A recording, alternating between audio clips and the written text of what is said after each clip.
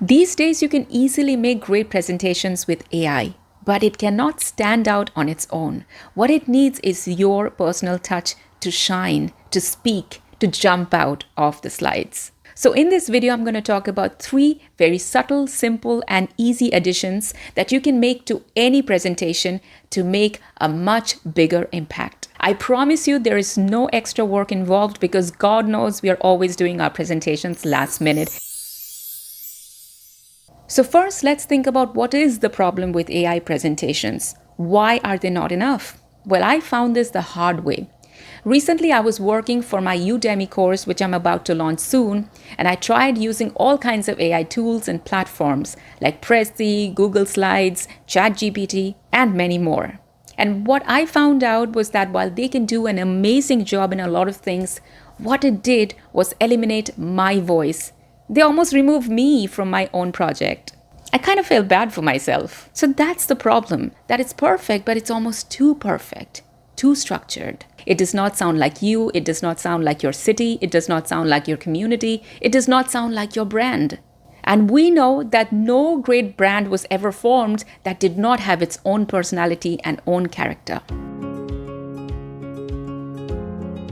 Add this simple thing to your opening: warmth. How can you make your opening warm? Like a hot cup of tea or coffee in the morning. The first thing you do when you start the presentation is look at the room. Make verbal and non-verbal contact with them. Make direct eye contact with a few people in the room. Exchange a smile, a nod, a wave. Almost single out a few people and let them know you are here and in person. Not on a Zoom call, not on Teams, not on Slack, but you're really there. Then say something nice about being there in that moment. Something about the event, about the city you're in, and how great it feels to be there in that moment. If you have a history to reflect upon, that's the moment to bring it up. You can add some humor, add some gratitude. For example, you can say it's great to be here because it's my second time. You can say something fun like, I know it's really early, but I promise you it's worth it. You can create a bond by saying something like, I see a lot of familiar faces in the room and that makes me really happy. You can add some humor by saying, well, it's great to wear a full suit and not just the top half for a Zoom meeting. But if you are giving a presentation in a Zoom meeting, then what you need to say is just the opposite, that it's great to not have to wear a full suit and just wear the top half. But of course, you need to know whether your organization is ready for that kind of humor. If you're enjoying the content so far, then please do like and subscribe. One of the short ways to hold your audience's engagement is to make it interactive. Just like I asked you to like and subscribe just a second ago. Because usually a presentation is loaded with information and it does go on for a long time sometimes. And despite your best efforts, people can zone out.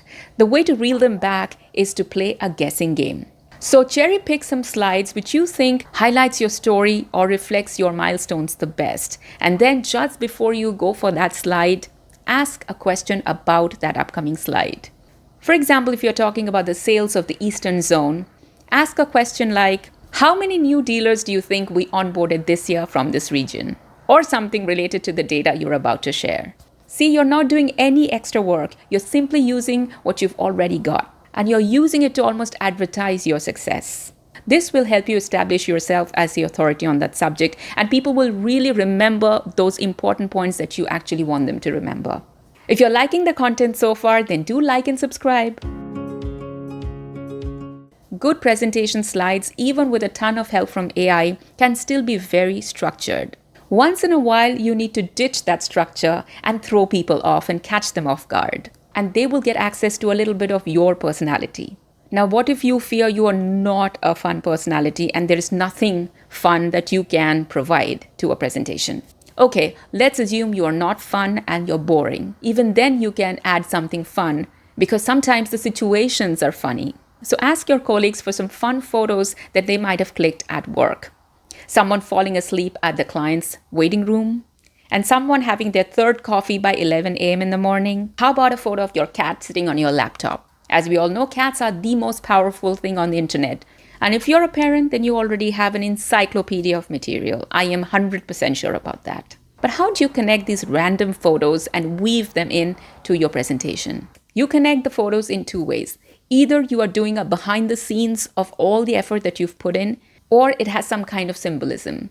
So if your team reached a certain milestone or a target, you can put a picture of someone climbing the summit of Mount Everest because it's symbolic. So basically, you're using the power of memes, but in a good way. If you want more communication and public speaking tips like this, then do like and subscribe to this channel. It's a brand new channel and I would love to see you as a subscriber and see you in the next video. And I really hope all these tips actually help you next time you're doing a presentation. Hit the ball out of the park.